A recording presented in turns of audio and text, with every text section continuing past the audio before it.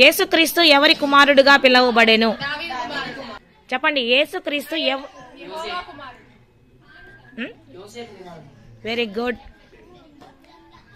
యేసుక్రీస్తు ఎవరి కుమారుడు? మరియమ్మకు యేసుక్రీస్తు దేని వలన జన్మించెను? పరిశుద్ధాత్మ వలన. Very good. యేసుక్రీస్తును చంపాలనుకున్నది ఎవరు? Very good. యేసుక్రీస్తు పుట్టిన తర్వాత వాళ్ళు ఒక దేవాలయానికి తీసుకొని వస్తారు కదా, అది ఏ ఊర్లో ఉంది? Very good. యెరూషలేం దేవాలయంలో వచ్చినప్పుడు ఒక అతను వృద్ధుడు, ఒక ప్రవక్త అక్కడ ఉన్నాడు, ఆశీర్వదించాడు. ఒక ప్రవక్త వృద్ధుడు చెప్తా ఉంటారు, ప్రవక్త.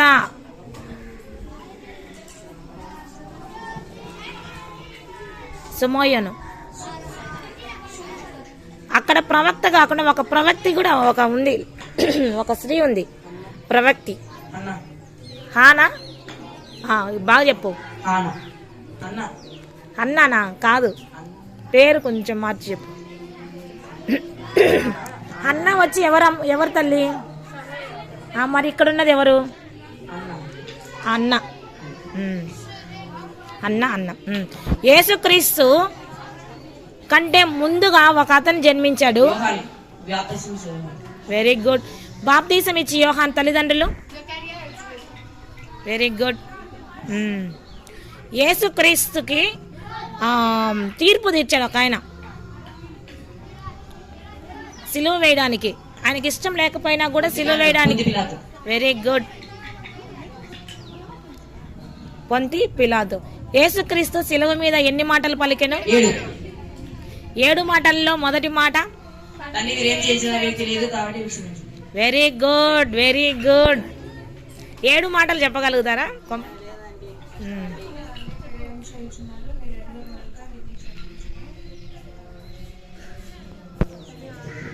ఫస్ట్ మాట అది 3వ మాట. చనిపోయిన తరువాత ఎన్ని రోజులు కనపడెను? ఎన్ని రోజులు కనిపించెను? చెప్పు, గట్టి చెప్పు. Very good. యేసుక్రీస్తు చనిపోయినప్పుడు అన్ని వాతావరణంలో కొన్ని మార్పులు కలిగాయి కదా, అవి ఏంది? Very good. ఇంకా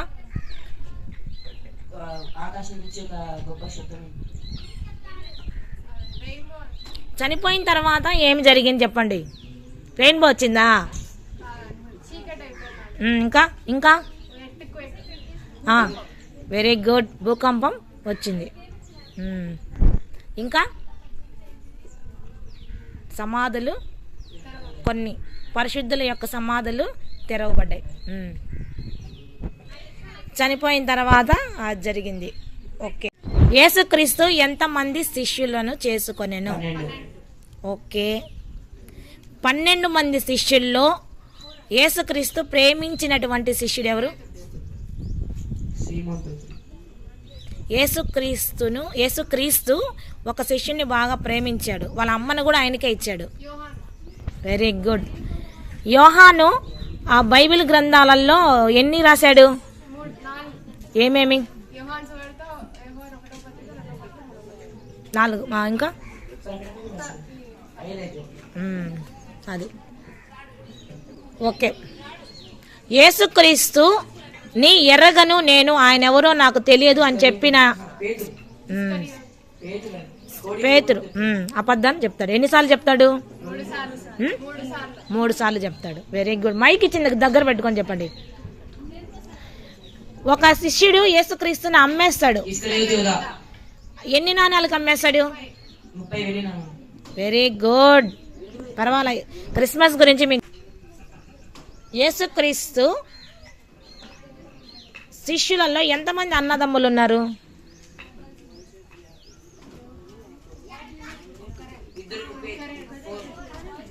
ఎవరు చెప్పు ఎవరెవరు? Very good Prem. నిజంగా ఇద్దరు అన్నదమ్ములు ఉన్నారు కదా. యేసుక్రీస్తు ఎన్ని సంవత్సరాలు పరిచర్య చేశాడు? ఎన్ని సంవత్సరాలు జీవించాడు కాదు నేను అడిగింది. 3.5 సంవత్సరము పరిచర్య చేశాడు. అసలు ఏం చేశాడు పరిచర్య? ఒకటి చెప్పు. రోగులకి స్వస్థత, ఇంకా బీదలకు సువార్త. అంటే బైబిల్లో ఉన్న పదం రావాలా. రోగులకి స్వస్థత, బీదలకు సువార్త. రోగులకి స్వస్థత అంటే అదే కదా. ఇంకొకటి చెప్పండి. చెరలో ఉన్న వారికి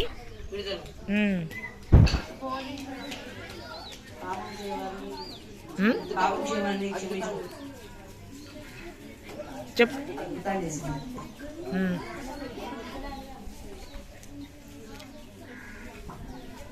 ఓకే, క్రిస్మస్ అంటే ఏమిటి?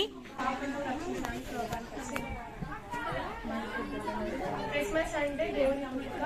దేవుడు లోకానికి పాపుల్ని రక్షించడానికి వచ్చింది, నశించే ఆత్మను రక్షించడానికి. వేరే చెప్పు. స్వస్థపరచడం, రోగులను స్వస్థపరచడం.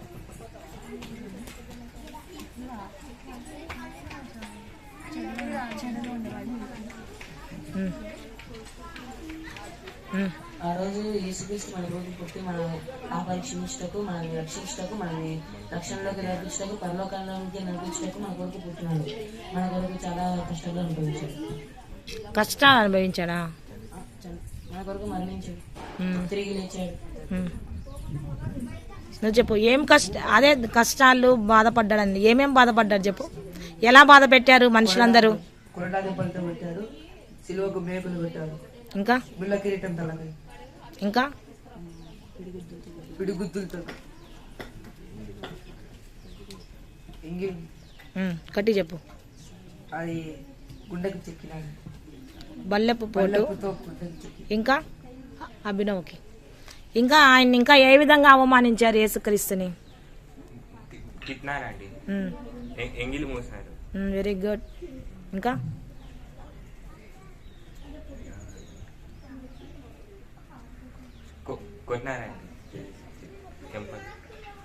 ఇంకా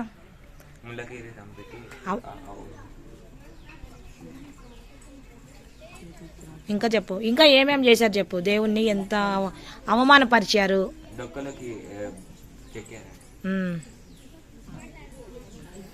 మాటల ద్వారా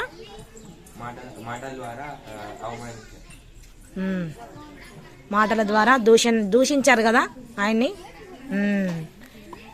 సిలువలో దేవుడు ఎన్ని గంటలు ఉన్నాడు? సిలువ మీద.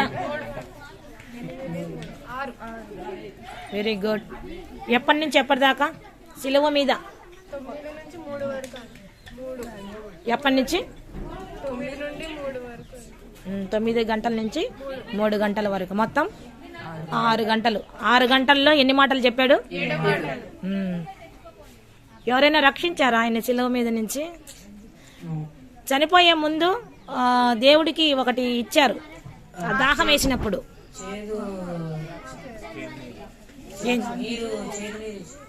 చేదు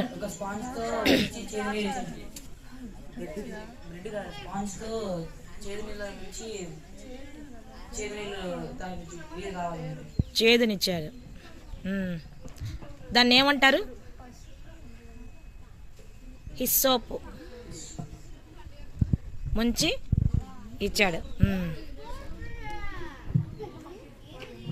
ఆయన్ని అది చనిపోయాడో లేదో అని పరీక్షించడానికి ఏం చేశారు?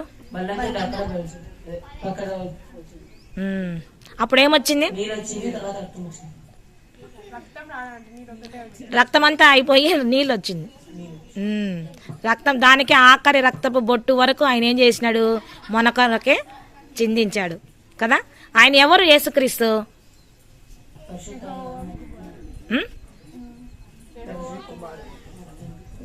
దేవుని కుమారుడు.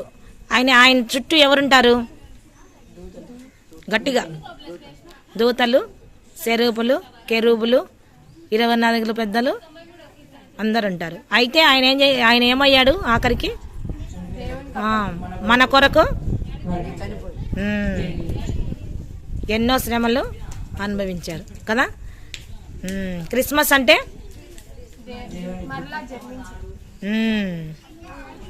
మనము క్రీస్తులో జన్మించడం, క్రీస్తులా జీవించడం, క్రీస్తులా ఇవ్వడం కదా. క్రిస్మస్ అంటే ఇవ్వడం. దేవుడు ఏం చేశాడు? క్రిస్మస్ రోజున యేసు క్రీస్తుని మనకిచ్చాడు గిఫ్ట్గా. మనకేమి ఇవ్వాలా? మనమేమి ఇవ్వాలా దేవునికి? మనకు అసలు దేవుడు మనల్ని ఎందుకు సృజించాడు? ఆయన్ని